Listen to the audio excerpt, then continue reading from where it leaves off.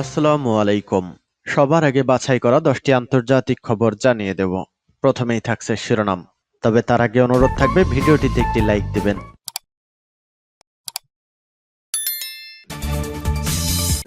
জানিয়ে দেব সর্বশেষ আপডেট আন্তর্জাতিক সংবাদ। শুরুতেই শিরোনাম। সেনাবাহিনীকে যুদ্ধের প্রস্তুতি নিতে বললেন শি জিনপিং।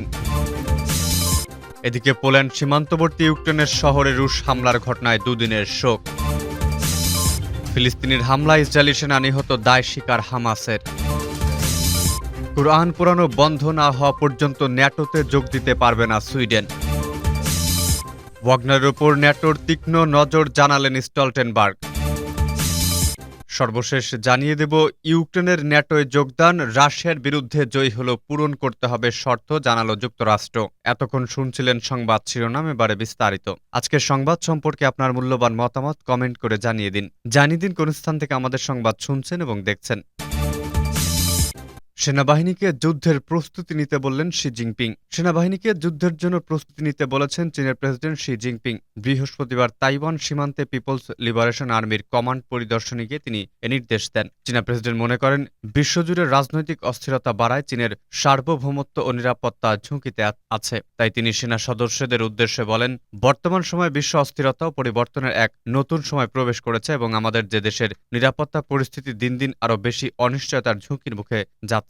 তাই মনে লড়াই করার মতো সাহস আনুন, দক্ষ হয়ে উঠুন এবং জাতীয় সার্বভৌমত্ব ও নিরাপত্তাকে দৃঢ়ভাবে রক্ষা করুন। চীনা প্রেসিডেন্ট আরও বলেন, যুদ্ধ এবং যুদ্ধের পরিকল্পনাকে আরও গভীর করা প্রয়োজন। প্রকৃত যুদ্ধের জন্য সামরিক প্রশিক্ষণে ফোকাস করুন এবং জয়ের জন্য আমাদের সক্ষমতার উন্নতি ত্বরান্বিত করুন। শি জিনপিং এমন সময় নিজ দেশের সেনাবাহিনীকে যুদ্ধের জন্য প্রস্তুতি নিতে বললেন যখন দ্বিপক্ষীয় সম্পর্কের উন্নয়নের জন্য বৈঠক করতে মার্কিন অর্থমন্ত্রী জ্যানেট ইয়েলেন বেইজিংয়ের অবস্থান করছেন। মূলত তাইওয়ান নিয়ে যুক্তরাষ্ট্রের সঙ্গে চীনের ক্রমবর্ধমান তিক্ততার কারণে সেই সেনাবাহিনীকে যুদ্ধের প্রস্তুতি নিতে বলেছেন। গত শতকের 50-এর দশকে তাইওয়ান চুক্তি নামের একটি চুক্তি স্বাক্ষরিত হয় ওয়াশিংটন ও তাইপের মধ্যে। সেই চুক্তি অনুযায়ী এই তাইওয়ানকে নিয়মিত সামরিক সহায়তা ও অস্ত্র বিক্রির প্রতিশ্রুতি দেয় যুক্তরাষ্ট্র। এই চুক্তি নিয়ে ওয়াশিংটনের সঙ্গে দ্বন্দ্ব চলছে বেইজিংয়ের। দ্বীপ ভূখণ্ড তাইওয়ান একসময় চীনের মুখ ভূখণ্ডের অংশ ছিল। 1949 সালে মাও সেতুংয়ের নেতৃত্বে কমিউনিস্টরা বেইজিং দখল করলে তৎকালীন শাসকরা তাইওয়ানে পালিয়ে যান। দ্বীপটিও চীনের মূল ভূখণ্ড থেকে বিচ্ছিন্ন হয়ে যায়। পোল্যান্ড সীমান্তবর্তী ইউক্রেনের শহরে রুশ হামলার ঘটনায় দুদিনের শোক। পোল্যান্ড সীমান্তবর্তী লভিভ শহরে রুশ হামলার ঘটনায় পালিত হচ্ছে দুদিনের শোক। এ ঘটনায় প্রাণহানি বেড়ে দাঁড়িয়েছে 6 জনে, গুরুতর আহত কমপক্ষে 40 বাসিন্দা। এখন পর্যন্ত ভগ্ন স্তূপের নিচে থেকে 70 জনের বেশি মানুষকে উদ্ধার করা হয়েছে। ঘটনাস্থলে তাদের দেওয়া হচ্ছে প্রাথমিক চিকিৎসা। উদ্ধারকর্মীদের দাবি, ধ্বংসাবশেষের নিচে এখনও চাপা পড়ে আছেন অনেকে। শহরটির মেয়র জানান, বৃহস্পতিবার ভোরের হামলায় ক্ষতিগ্রস্ত লোকালয়ের 35টির মতো ভবন, গুড়িয়ে গেছে 60টিরও বেশি অ্যাপার্টমেন্ট। ক্ষেপণাস্ত্র হামলায় অর্ধশতাধিক যানবাহন ভস্মীভূত হয়ে গেছে। অবশ্য রাশিয়ার প্রতিরক্ষা মন্ত্রণালয়ের দাবি, ইউক্রেনীয় সেনাদের গোপন আস্তানা এবং অস্ত্র মজুদের গোডাউন ছিল অভিযানের টার্গেট। ইউক্রেনের অভিযোগ, লভিভে অন্তত 10টি শক্তিশালী ক্যালিবার ক্রুজ মিসাইল ছোড়া হয়েছে, যার 7টি ধ্বংস করতে পেরেছে আকাশ প্রতিরক্ষা ব্যবস্থা। ফিলিস্তিনির হামলা ইসরায়েলি সেনা নিহত, দায় স্বীকার হামাসের। সীমান্তে অবৈধ বসতির কাছে ফিলিস্তিনের ছোড়া এলোপাতারি গুলিতে এক ইসরায়েলি সেনা নিহত হয়েছে। ইসরায়েলি সেনাবাহিনী জানিয়েছে, পাল্টা গুলিতে ওই ফিলিস্তিনিও নিহত হন। এই সপ্তাহে পশ্চিম তীরের ফিলিস্তিনির জেনিন শহরের ক্যাম্পে দুদিনের সামরিক অভিযান শেষ না হতেই হামলার ঘটনা ঘটল।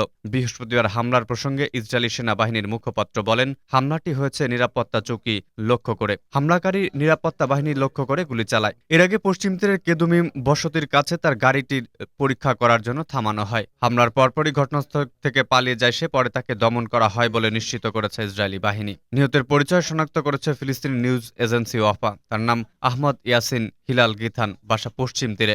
জেনিন ক্যাম্পে ইসরায়েলি বাহিনীর 2 দিনের তাণ্ডবের জবাবে বৃহস্পতিবার এই হামলা হয়েছে বলে দায় স্বীকার করেছে ফিলিস্তিনের সশস্ত্র স্বাধীনকামী গোষ্ঠী হামাস। বিবৃতিতে জানিয়েছে, আমাদের একজন সদস্য ঘটনাটি ঘটিয়েছে। সূত্ররা জানে, জেনিনে আমাদের জনগণের ওপর হামলার কারণে প্রতিশোধ বেড়েছে। গত মঙ্গলবার ও বুধবার জেনিনে ভয়াবহ সামরিক অভিযান চালায় ইসরায়েলি বাহিনী। ক্যাম্পের অধিকাংশ বাড়িঘর ক্ষতিগ্রস্ত হয়েছে হামলায়। ইসরায়েলি বাহিনীর গুলিতে অন্তত 12 জন ফিলিস্তিনি প্রাণ হারিয়েছেন।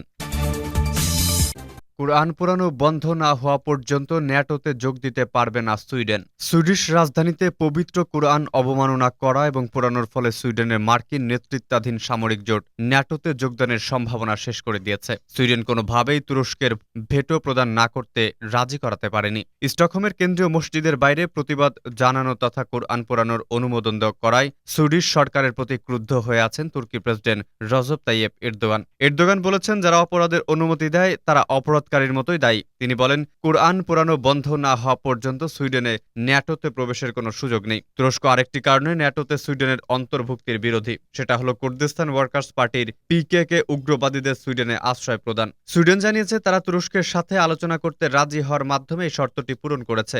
এমনকি সন্ত্রাসী সংগঠনটিকে অবৈধ করে একটি বিলও আনা হয়েছে। সুইডিশ সরকার এখন পবিত্র গ্রহণতে অগ্নিসংযোগ অপরাধ হিসেবে চিহ্নিত করে একটি আইন প্রণয়নের চিন্তা করেছে। সুইডেনের আইনমন্ত্রী গানার স্ট্রমার বৃহস্পতিবার বলেন, বর্তমান ব্যবস্থা ভালো না খারাপ তা নিয়ে চিন্তা করছে এখন। আমরা গত সপ্তাহে দেখেছি যে কুরআন পোড়ানো আমাদের অভ্যন্তরীণ নিরাপত্তার জন্য হুমকি সৃষ্টি করেছে।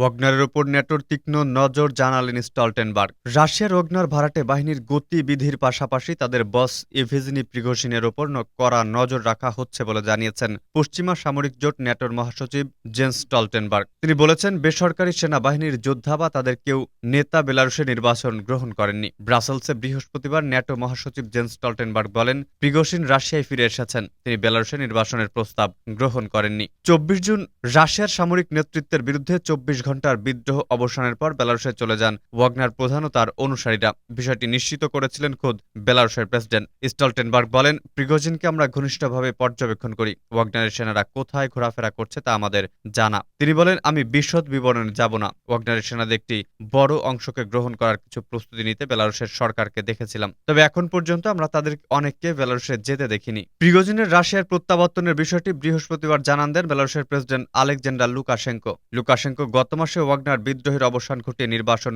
চুক্তিতে মধ্যস্থতা করেছিলেন। তিনি জানান, বেলারুশে একটি সংক্ষিপ্ত সময়ের পর ওয়াগনারের প্রধান রাশিয়ায় ফিরে গেছেন। তিনি বলেন, প্রিগোজিন সেন্ট পিটার্সবার্গে আছেন, তিনি বেলারুশের ভূখণ্ডে নেই। লুকাশেঙ্কো আরও বলেন, ওয়াগনারের সেনারা বেলারুশের শিবিরে ছিল। ক্যাম্পগুলোর অবস্থান নির্দিষ্ট না করে তিনি আরও বলেন, ওয়াগনার সেনাদের বেলারুশিয়ান সামরিক শিবির ব্যবহারের প্রস্তাব দেওয়া হয়েছিল, তবে সশস্ত্র গোষ্ঠী চূড়ান্ত সিদ্ধান্ত মেনে নেয়নি। ইউক্রেনের ন্যাটোয় যোগদান রাশিয়ার বিরুদ্ধে জয়ী হলেও পূর্ণ করতে হবে শর্ত, বলল যুক্তরাষ্ট্র। ইউক্রেন যদি শর্ত পূরণে ব্যর্থ হয়, অর্থাৎ রাষ্ট্র পরিচালনার প্রয়োজনীয় সংস্কার আনতে না পারে, তাহলে রাশিয়ার সঙ্গে চলমান যুদ্ধে জয়ী হলেও ন্যাটোর সদস্যপদ পাবে না বলে স্পষ্ট জানিয়ে দিয়েছে যুক্তরাষ্ট্র। সম্প্রতি দ্রুত অন্তর্ভুক্তির জন্য ন্যাটোর নেতৃত্বকে হুঁশিয়ারি দিয়েছিলেন ইউক্রেনের প্রেসিডেন্ট ভলোদিমির জেলেনস্কি। তার জবাবেই কিয়েভকে সতর্ক বার্তা দিল হোয়াইট হাউস। হোয়াইট হাউসের press secretary Karine Jean Pierre বৃহস্পতিবার ওয়াশিংটনে আয়োজিত এক সংবাদ সম্মেলনে বলেন, ন্যাটোর সদস্যপদ পেতে হলে ইউক্রেনকে অবশ্যই জোটের অন্যান্য সদস্য রাষ্ট্রগুলোর মতো প্রয়োজনীয় যোগ্যতা অর্জন করতে হবে। আর সে যোগ্যতা অর্জনের পূর্ব শর্ত হল দেশটির শাসন ব্যবস্থার প্রয়োজনীয় সংস্কার। এ শর্ত পূরণ করতে না পারলে ইউক্রেন ন্যাটোর সদস্যপদ পাবে না। আমাদের প্রেসিডেন্ট বারবার বলেছেন, ন্যাটোর সদস্যপদ পেতে হলে ইউক্রেনকে অবশ্যই জোটের অন্যান্য সদস্য রাষ্ট্রগুলোর সমান যোগ্যতা অর্জন করতে হবে ও সে যোগ্যতা অর্জনের প্রধান শর্ত হল অভ্যন্তরীণ প্রশাসনিক কাঠামোর সংস্কার। জেন পিয়েরে আরও বলেন, এটি ছাড়াও জোটের সব সদস্য রাষ্ট্রগুলোর সম্মতির বিষয়টিও গুরুত্বপূর্ণ। ওয়াশিংটন বরাবরই ন্যাটোর ওপর ওপেন ডোর পলিসির প্রতি প্রতিজ্ঞাবদ্ধ। জোটের সব সদস্য রাষ্ট্রের সম্মতি দিলেই ন্যাটোর সদস্যপদ পেতে পারে ইউক্রেন। রাশিয়ার বিরুদ্ধে চলমান যুদ্ধে জয়লাভের চেয়েও গুরুত্বপূর্ণ বিষয় এটি। বিশ্বের শীর্ষ দুর্নীতিগ্রস্ত দেশগুলোর একটি ইউক্রেন। 2022 সালের দুর্নীতি সংক্রান্ত একটি বৈশ্বিক সূচক 140টি দেশের মধ্যে ইউক্রেনের অবস্থান ছিল 129তম। তাই ন্যাটোতে যোগদানের পূর্ব শর্ত হিসেবে ইউক্রেনের কাছে দুর্নীতিমুক্ত ক্ষমতা কাঠামো চায় যুক্তরাষ্ট্র।